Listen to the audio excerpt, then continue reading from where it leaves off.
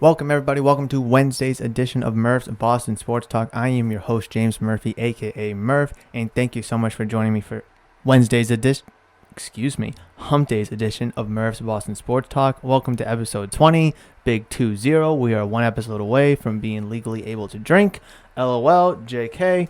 I just want to kind of go right into it because we actually do have quite a few quick hits to kind of get into, and I kind of want to get into those before my main topic points for today. Hopefully, real quick though, hopefully everyone was able to enjoy the beautiful weather we had today. I know I certainly was, kind of hence why this episode is dropping a little bit later than usual.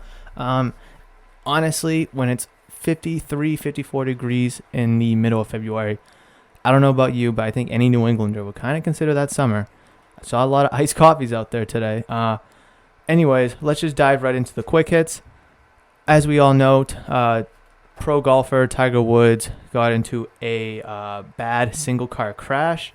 His car rolled over the side of the road and needed the jaws of life to save him / get him out of his vehicle. Last I heard, he was in surgery getting his multiple leg injuries taken care of.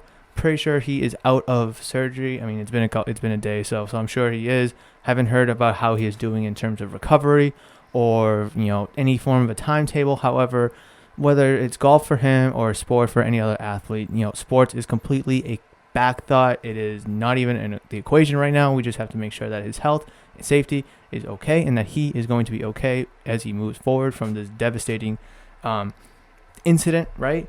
As far as we know, like I said, it's a single car crash.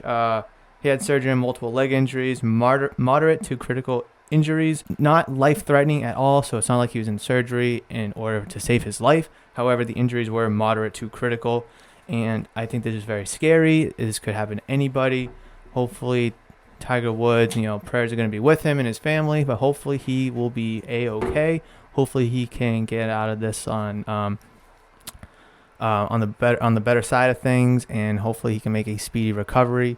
Would be nice to see him back on the golf course, absolutely. However, like I said, golf or any sport for any athlete in a similar fashion is a complete afterthought. Moving on to Russell Wilson. Yes, so we do have a little bit of quarterback news around the NFL. There have been reports that 1 of 3 NFL teams are interested. Yes.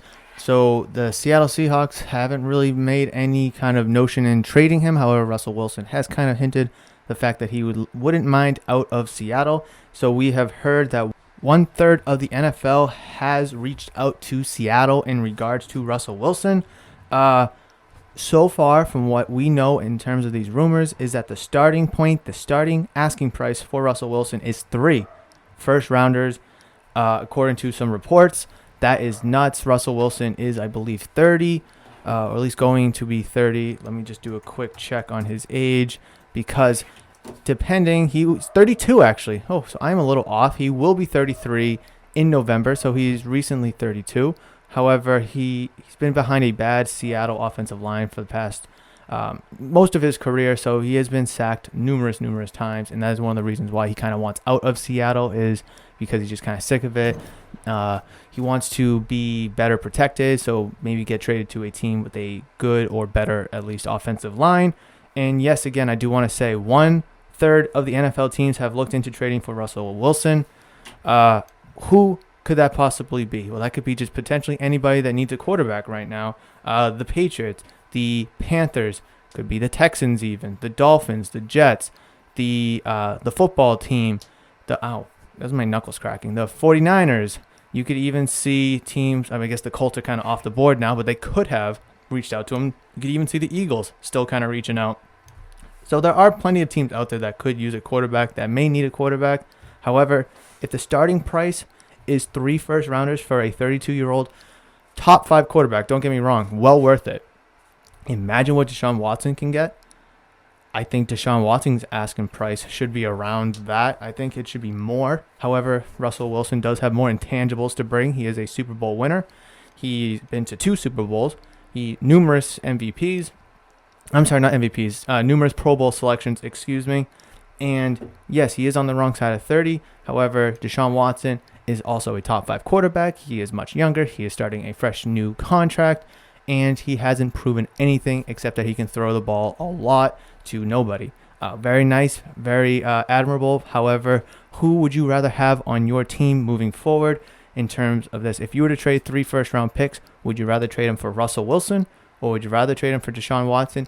Me personally, I'm going to take the age and the youth in Deshaun Watson because I think I can get much, much more out of him than I can with Russell Wilson. However, any team that trades for Russell Wilson is going to get an absolute stud, an absolute baller, and it's going to be very interesting to see how that plays out because if Wilson does get traded before Deshaun Watson does, then wow. Deshaun Watson, the Texans are going to either be in a good spot or in a really bad spot, depending on how or what Russell Wilson gets traded for. Last thing I want to mention is stay tuned to the end of this episode because I do have a big announcement to make that you are not going to want to miss. You're going to want to be a part of that, and you are going to enjoy my big announcement at the end of this episode, so stay tuned for that. All right.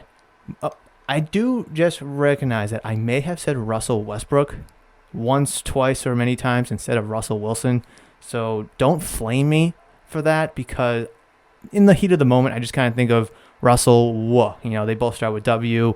Wilson, Westbrook, not really the same, but Russell, W. I do apologize for that. I meant Russell Wilson, the quarterback, throughout the entire time. I'm sure you were able to figure that out. But like I said, please just don't flame me. All right, cool. All right.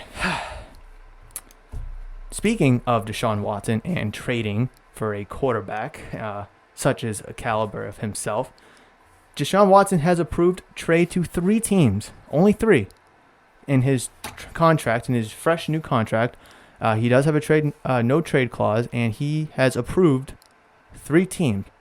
And in this whole situation, Deshaun Watson has all the power because if the Texans do decide to trade for him, and they come to an agreement with, I don't know, the Jacksonville Jaguars, let's just call it that, worst team in the league, excellent draft capital for this year, having the first overall pick.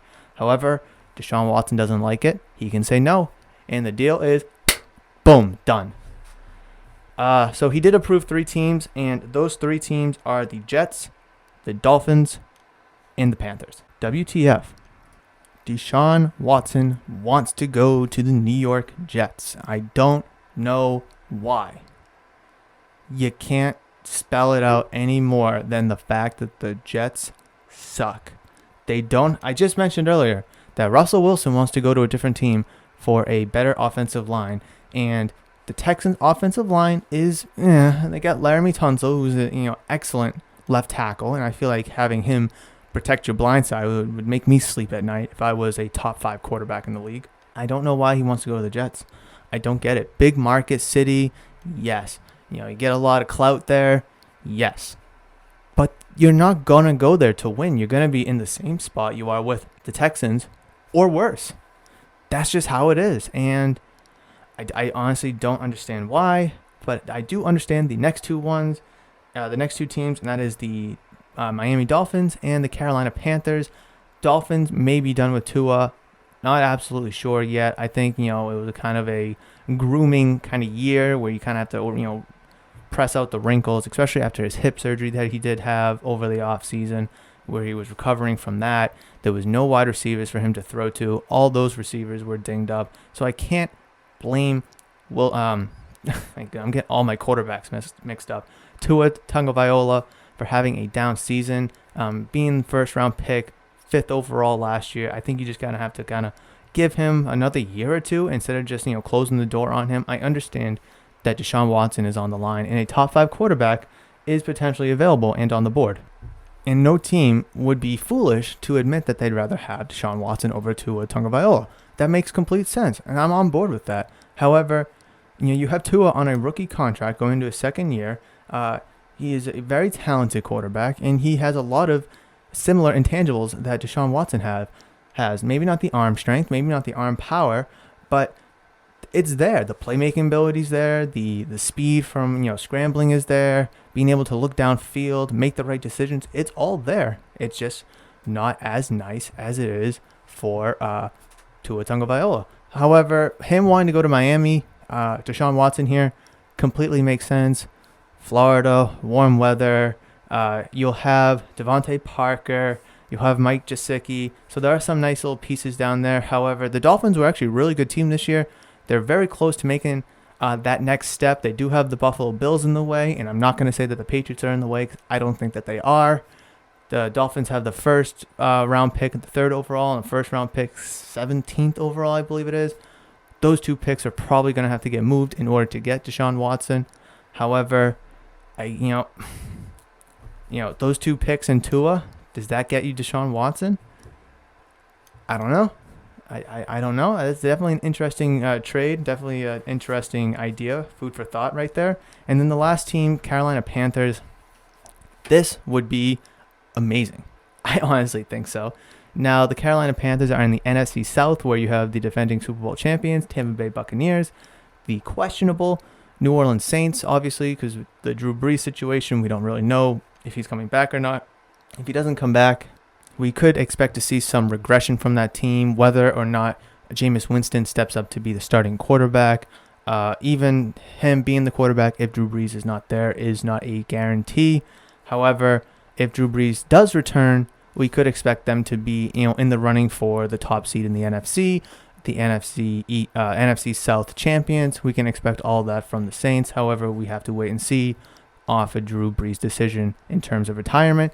The Atlanta Falcons, I still think they have a good core. I think their offense is dynamic. They're explosive. They weren't able to close games out last year. I think in 8 of their losses, something like that they had the lead in the fourth quarter, and they blew it, something like that, or they lost by 1 possession. That's nuts. Their offense is explosive with Gurley, Ridley, Julio. They got to figure it out on defense. And I think if they could get a couple pieces in, maybe they win 3 more games. They're arguably in the playoffs. So that team is around the corner as well. Obviously, I think Matt Ryan will be the quarterback next year, even though there's a bunch of speculation that they're going to draft a quarterback. Regardless if they draft a quarterback, Matt Ryan will probably be the starter this year. I'll be very surprised if he is not the starter come this year. But there's a bunch of discussion there, and that leads us to the Carolina Panthers, the 4th team in the NFC South, and maybe one of the most interesting ones, because if they can pull a trade to bring in Deshaun Watson and keep Christian McCaffrey, because I said on this podcast like last week or something that I heard a rumor or just a trade thought, 3 first-round picks and Christian McCaffrey. Would you do it for Deshaun Watson? If I'm the Houston Texans, I don't think so. So if you trade the 3 first-round picks, what else can you get from the Panthers if you are going to trade Deshaun Watson? And obviously that is a discussion that, people who have a high payroll or salary, I guess, the GMs, you know what I'm trying to say, the GMs, the owners, and all that good stuff, that's a decision that they need to make. However, what could you want? I mean, you're not going to get Teddy Bridgewater back off a limb unless it's like an absolute throw-in, which it could be, just to kind of, make the whole thing a little bit easier, especially as the Texans completely flip the script and rebuild. That's just my thoughts about it. If he goes to the Jets, I think I'm going to lose my mind. And if he goes to the Dolphins, I'll be very shocked and pray for Tua. But those are my thoughts about it. I want to hear yours. Reach out to me at Murphs_BostonST, where the ST stands for Sports Talk, on Twitter, on Instagram. DM me, tweet at me, whatever you got to do to reach out to me. Love to hear what your thoughts are about any of these topics that we just kind of brushed over. Moving over to a little hoops now. I know that the starters for the NBA All-Star Game has been revealed for a few days now. However, I just want to brush over it really quickly because the reserves was just announced, and I think there's a couple interesting names in there that I'd like to discuss. But let me just catch you up to speed with the starters for the All-Star Game. And in the West, we have Luka Doncic, Stephen Curry, LeBron James, Nikola Jokic, and Kawhi Leonard. I think there's no surprises there. In the Eastern Conference, you have Kyrie Irving, Bradley Beal, Kevin Durant, Giannis Antetokounmpo, and Joel Embiid. So, like I said, those have been out there for almost a week now. I just want to kind of talk about it now because the reserves were announced yesterday. And in the West, we have Anthony Davis, who is going to be replaced due to an injury, Paul George, Rudy Gobert, Damian Lillard, Donovan Mitchell, Chris Paul, and Zion Williamson. I think a lot of players from the West deserve it. I know a lot of people are giving Paul George a lot of slack, a lot of heat for basically not doing anything and or getting carried by Kawhi Leonard. Absolutely good point there. I'm very shocked in myself. As much as I love Paul George, I am very shocked there. In the East, you have James Harden, Zach LaVine, Julius Randle, Ben Simmons, Nikola Vucevic, Jason Tatum, and Jaylen Brown. I said the very beginning that Jaylen Brown would be an all-star, and I was right. I'm so happy, and I'm very excited, and I'm bringing this up now because a lot of people think that he should be an all-star, and he's playing like one. Yes, and there's a lot of people that say that he shouldn't be. I don't know why. I don't get it. But I think this is well-deserving for both Brown and Tatum. They're both superstars in the making. Right now, I think that they are stars. They're studs. They're going to be very good for the Celtics in long term to come. However, let's talk about the Celtics in the current. And when I say current, I mean now. What the fuck? Doncic down to 3 seconds, 2 seconds. Doncic for the win. Oh yeah! Luka Doncic, the Decker.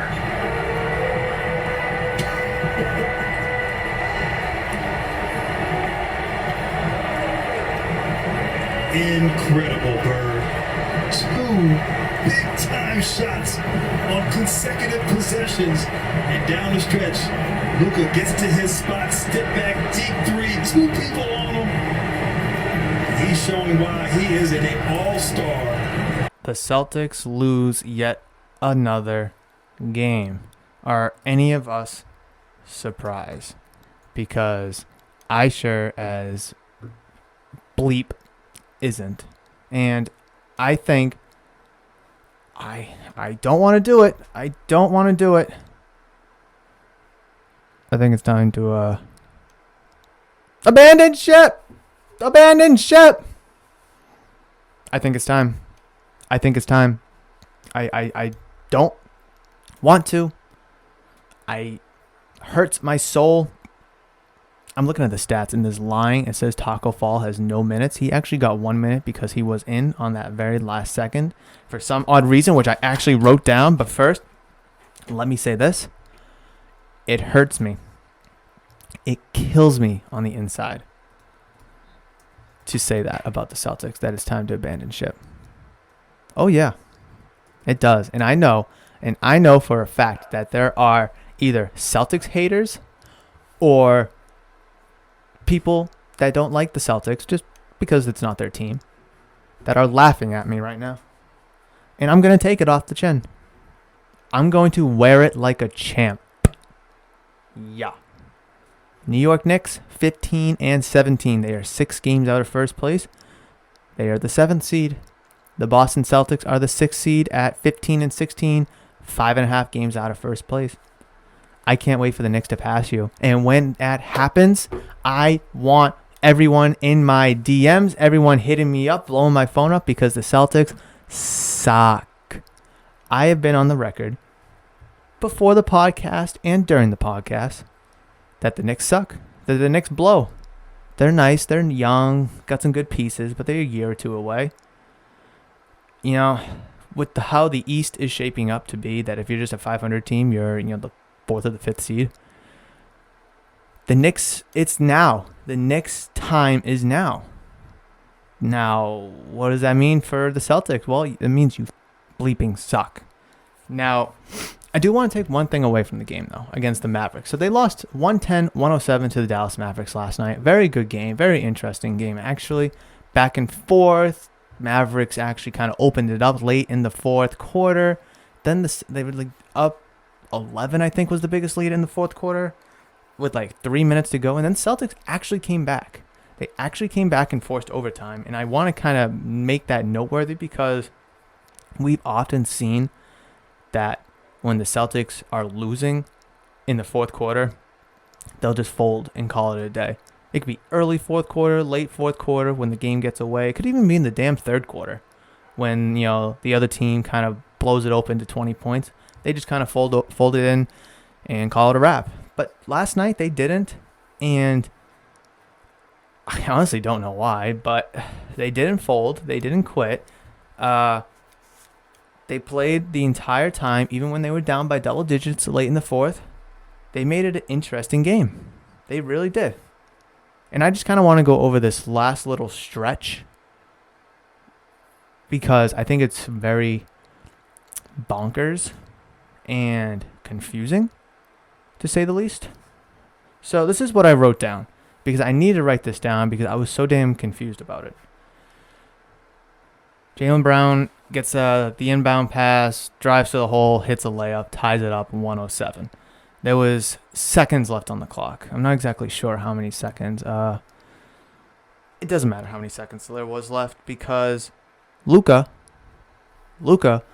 would then hit a 3-point shot, a deep 3-point shot, in two Celtics defenders' mouth with 0.1 seconds left. Wow. You came all the way back to lose from a 32-foot three-pointer from Luka Doncic. This honestly reminded me so much of Luka's hitting that game-winning shot against the Thunder where Reggie Jackson was guarding him.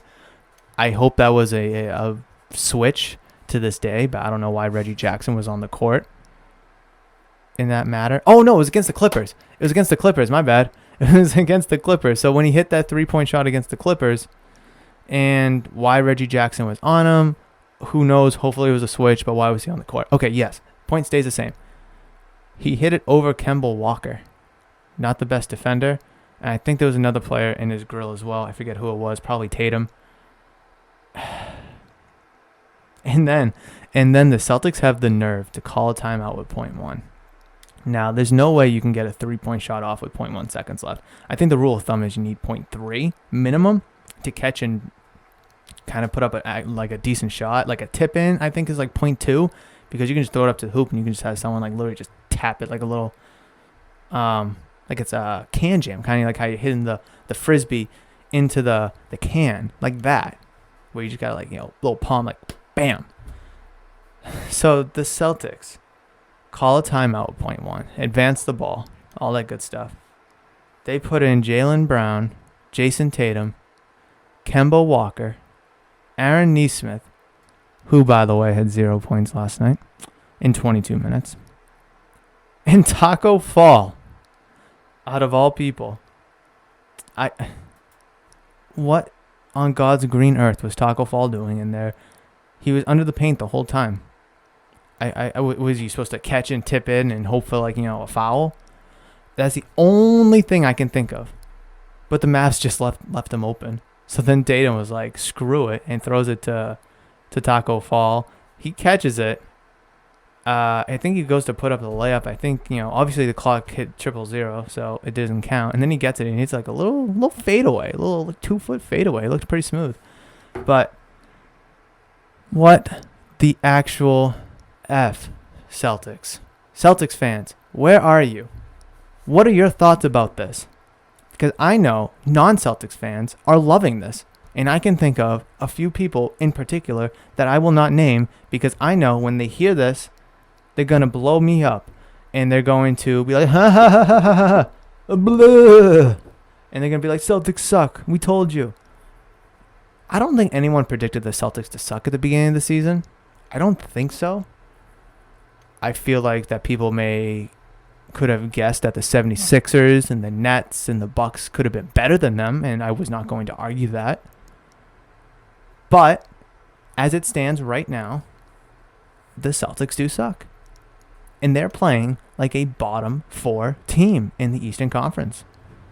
That is exactly what they're playing like. They're closer to if they lose one game and the Knicks, Bulls, and Hornets win, they're out of the playoff picture. The Knicks, Bulls, and Hornets are all 6 games out of first place, the 7, 8, and 9 seed. If they all win one game and you lose one game, I think the tiebreaker would go to the Celtics, but the point stays the same. You suck. The Boston Celtics officially suck, and I'm officially off the train. I'm not going to bandwagon another team. Like I said earlier, I love me some Paul George, so I'm probably going to root for the Clippers just a little bit because of Paul George. I want to see him win. I think he has the capability to win, especially with Kawhi Leonard and the boys out in Los Angeles. Obviously, the other Lakers team is going to be, the other Los Angeles team being the Lakers is going to make that very problematic. However, I'm not going to sit here and be like, oh, let's go 76ers. Woo, let's go Brooklyn. Like, I'm not going to do that. And I'm not going to bandwagon the Jazz just because they're the best team right now, though I would like to see them win as well. I'm not going to sit here and do that. I could tell you teams I'd like to see win and teams that I think can win. I mean, when your team isn't in it, as much as this is a Boston sports podcast and how much we expect to win in Boston, there are times when we don't. And I'm not afraid to admit that. Look at the Patriots last year. Look at the Red Sox last year. Baseball was actually really fun and enjoyable to watch last year because it was an absolute crap show because they were letting everybody into the playoffs besides the Red Sox. And the Padres were making noise. The Marlins were making noise. The Orioles were making noise late in the season. The Blue Jays got into the playoffs. So, like, it was really interesting. Now, I don't like that long term, but it was fun for a one-off.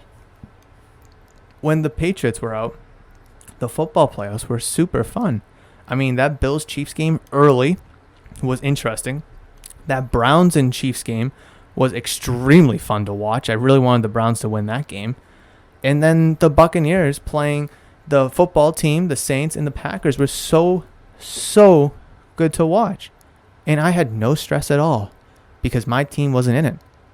Now, you could say, yes, the Buccaneers being your team because Tom Brady is an extension of your team and whatever team Brady's on is your team. Yes, I'll give you that one. But, okay, on the AFC side of things, I had no stress. I was chilling during the playoffs. Now, obviously, I'd rather go through the stress of having the Patriots or the Red Sox in their respective playoff than not. But you can't get your way every time. And as much as a cocky Boston sports fan as I can be, I am not afraid to admit that. And with the Celtics plummeting from the atmosphere of the Eastern Conference and from the playoff picture, I would love to see other teams in on the fun, other teams get some love in the playoffs, and other fun teams who are fun to watch, and the Celtics sure as hell are not one of those teams, to get some goods in the playoffs. So I'm not going to go any more about that. I'm not going to go on another rant. I'm actually going to put some chapstick on right now and give this a quick breather. I came out with a top 25 list of MLB players heading into the 2021 season. That was a list of players that I expected, that I foreseen, I thought, and I anticipated to do well. And that was a list of players that I thought were going to be the best players in the 2021 season. Now, it could be a projection list, it could be a right now list, but I tried to accumulate all the factors, everything into it. Not just a right now list, not just a at the end of the season list. Now, yes, it's a list heading into the season, but that just happens to be where we are. That just happens to be where we are in the season, is heading into the season, right? So I'm getting a lot of heat about a certain player not being in my top 25 list. Rightfully so. I'm not going to ignore it. I'm not going to deny it. I'm going to defend myself. Now, countless times throughout that video, and by the way, if you haven't seen it, it's a YouTube exclusive video that I dropped yesterday, being Tuesday, on my YouTube channel, where it's only on YouTube and you can only find it on YouTube. It's an excellent video, a topic, discussion, conversation, debate, starter, generator, you name it. 25 players, only obviously in the top 25. A lot of people deserve to be in the spots that I put them. A lot of players don't. A lot of players are way too high. Some players are way too low. Whatever you think about it, it's definitely interesting, and I'd strongly consider giving it a quick watch. Because I left a certain player off that a lot of people think that should be on. Now, like I was going to say, I said numerous times that this is my opinion, because it's my list. And my opinion is not right, nor is my opinion wrong. It is just my opinion. And that player that I left off was DJ LeMahieu of the New York Yankees. And I did consider him, and he absolutely should have been a honorable mention. But I didn't want to, clutter it with 4 honorable mentions because I already had 3 on there. And I'm not going to say who the 3 were because I want you to go watch the video. But he easily could have been and should have been in there, and I didn't put him in there. Why? Because I just think that the other 3 that I had in there right now, going into the season and coming out of the season, I think will do better. Now, obviously, it's hard to gauge hitters and pitchers. You can look at a pitcher's ERA being 2.0 and you'd be like, damn, dude, you're killing it out there. You're the top of the class. You could see a hitter with a 350 average and be like, damn, dude, you're killing it, top of the class. But what is a comparable ERA for a hitter in terms of average and vice versa? What is a comparable ERA in terms of a hitter's? What's the equivalent to a batting average in terms of a pitcher's ERA? You know what I'm trying to say. Like if a 2.0 ERA, what is the same, or what is the equivalent to a 2.0 ERA in terms of batting average? That's my question. So it's kind of hard to gauge pitchers and hitters. So obviously I would try to do it the same level, and whatever I thought was average is kind of what I went with, and that's kind of how I gauged my list in terms of grading a pitcher higher or a pitcher lower than a hitter, and a hitter higher or lower than a pitcher. And I totally left DJ LeMahieu off my list, and I do have a few reasons why. He's going to his age 32 season. Now, players are starting to play a little bit longer. In some sports, you've seen it in football. 32 is like 22 for a quarterback. However, for baseball, not so much, but you can still see players get up there in age. I think that's more of a pitcher's thing, though, because you look at Scherzer, you look at Jacob deGrom, Justin Verlander, Zach Greinke. You could even argue Chris Sale. He's on the wrong side of 30 as well. So, but it's easier to perform in your 30s as a pitcher because, yes, it's a lot of work. Don't get me wrong. You have to be an athlete to pitch. But you're not running around the field. You're not running around the diamond. You're not sliding into bases. And I'm not trying to make it sound like, oh, a pitcher just gets the ball and throws it. No, not at all. But it's a completely different physical stress and workload than it is if you were an everyday ball player like a DJ LeMahieu is. Now, he had a phenomenal season last year. Do not get me wrong. And it's hard to gauge 2020's season in comparison to other seasons because the season was so short. There was only 60 games played, and he played in 50 of them, hitting 364. Now, I ask myself, is 364 sustainable throughout the course of an entire 162-game season? I say no. So just from right there, I expect regression. Now, you could look to his 2019 season, which I did for a lot of the players. I referred to their 2019 season being their last full season, and you could say, well, Murph, DJ LeMahieu hit 327 with 26 home runs and 102 RBIs in 145 games. And I say, yes, he had a phenomenal season at age 30. But that was the last time he played a full 162. He is now going to his age 32 season, and he played 145 games, not 162. So could there be some fatigue? Could there be some rust? Could there be some, old legs that could catch up to him? Absolutely. Could I be wrong with that prediction or that assumption? Absolutely. Now, in my defense as well, him being on the age 32, on the wrong side of 30, a lot of my players on my list were on the good side or on the right side of 30 who are on the up and up. Now, you could point to a Hugh Darvish who's 34, 33, 34, and be like, well, Murph, how'd you pick Hugh Darvish over DJ LeMahieu? And I say, well, he had a pretty solid year last year, and the year before, he just got traded to a going to be competitive San Diego Padres team who will compete for the NL West and will be, or maybe, I don't know what their rotation will be, but he'll be an ace caliber pitcher for them, making a lot of noise. Well, what about DJ LeMahieu? He's in the Yankees, who are the AL East favorites to win the division. He's the heart of the order, and he hits the ball. Well, look at the lineup around him. And I'm not gonna blame DJ LeMahieu for being on an all-star caliber team when you have Aaron Judge, Gleyber Torres, Giancarlo Stanton, Luke Voigt's nice nowadays. You still have Brett Gardner, who is a veteran that everyone needs to have on their team. But he's able to drive the ball and get RBIs because other players are on base. When Bryce Harper won the NL MVP for the Washington Nationals a few years ago, he hit like 40 home runs, 42 home runs or whatever it was, but had 99 RBIs because no one was on base. Almost half his RBIs were from solo shots, if you want to do the math. Ultimately, I'm not going to sit here and tell you that DJ LeMahieu should not be on my top 25 list or on anybody's top 25 list. I'm saying, for the reasons that I stated, why I didn't pick him.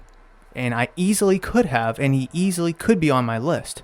And you know what? 9 times out of 10, 8 times out of 10, he probably is. But I think for the reasons that I stated are perfectly good reasons, in my opinion, on why he should not be on this list. Now, I do want to point out one more thing. On baseballreference.com, they have projections for the 2021 season, as they did for every other player that whose stats I looked up for, my top 25 list video. He's projected in 2021 to have 150 hits, 20 home runs, 73 RBIs, and a 297 batting average. Yes, those are very good numbers. In 505 at-bats. At age 32, I'll take that any day of the week.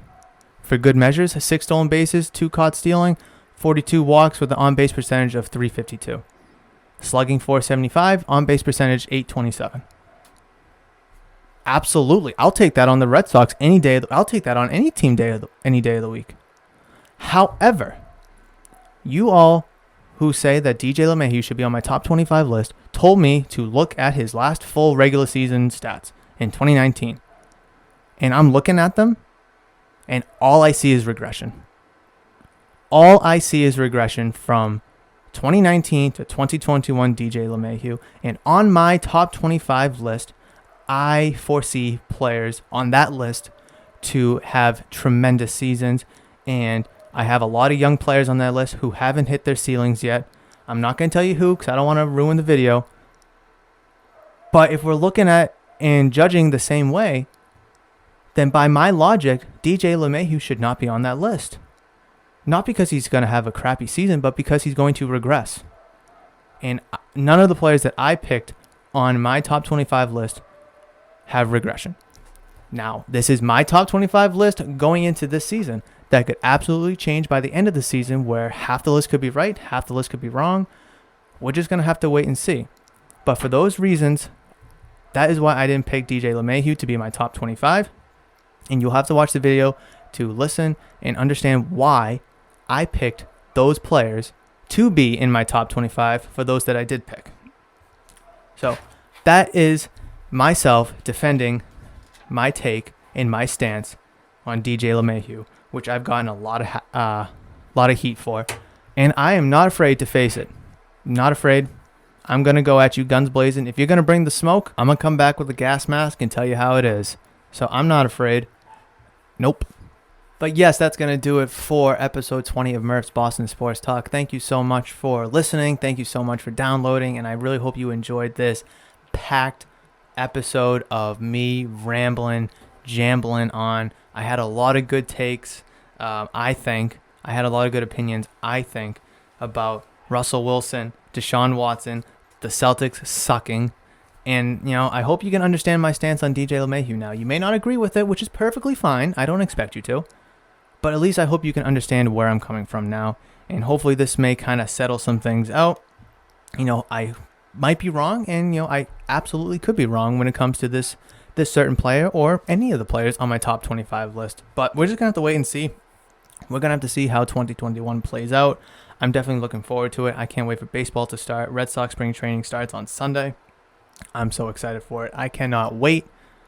But I do have to circle back to what I teased earlier in the episode, which was my big announcement. Yes. What do I mean by big announcement?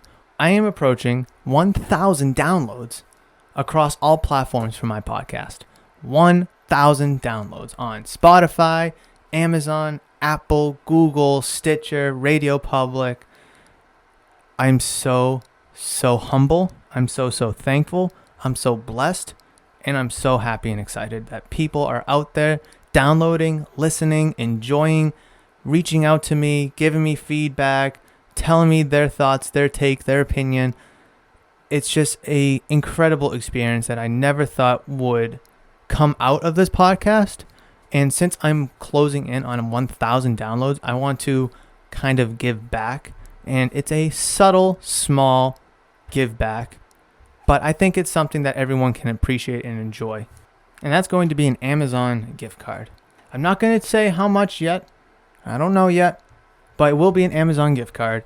And I want people to be easily able to use, enjoy, and take advantage of this free gift card. Because Amazon is one of the most, biggest things in the world right now. COVID aside, it's a massive thing. 2-day Prime. Have just about everything you need. Click of a button. And I think everyone could use that. I know my fiance, Kim, she uses and abuses Amazon, as a bunch of people do. So I think that is a fair gift that I can give my listeners, is an Amazon gift card. So in order to enter yourself for this giveaway, it is very simple. Very, very, very simple.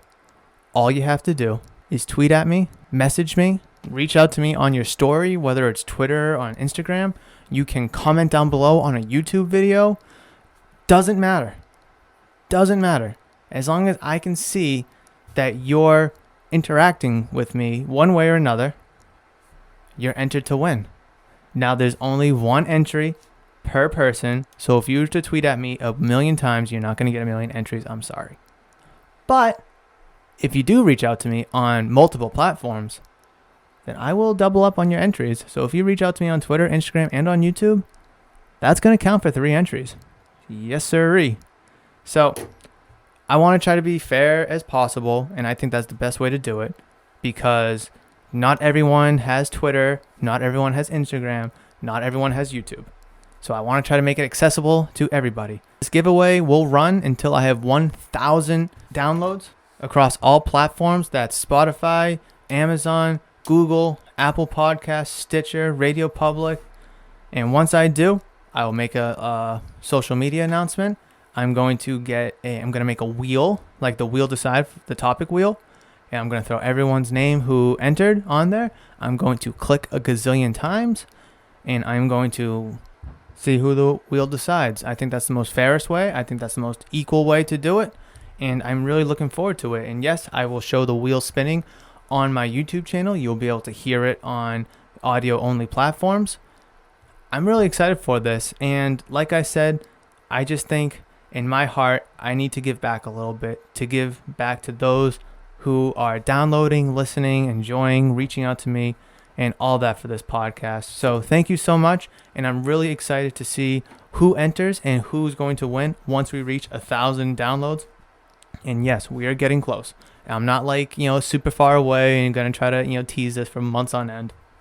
I can totally see us there in a week or two. So it's definitely going to be close. So definitely get your entries in as you can.